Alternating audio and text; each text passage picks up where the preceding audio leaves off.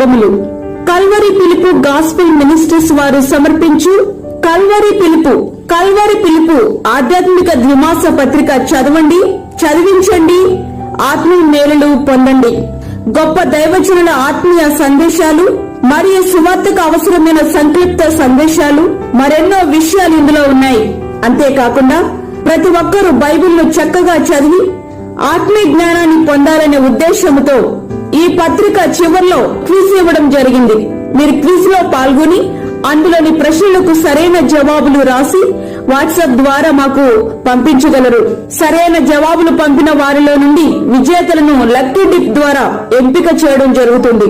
ఎంపిక కాబడిన విజేతలకు విలువైన బహుమతులు అందించబడతాయి.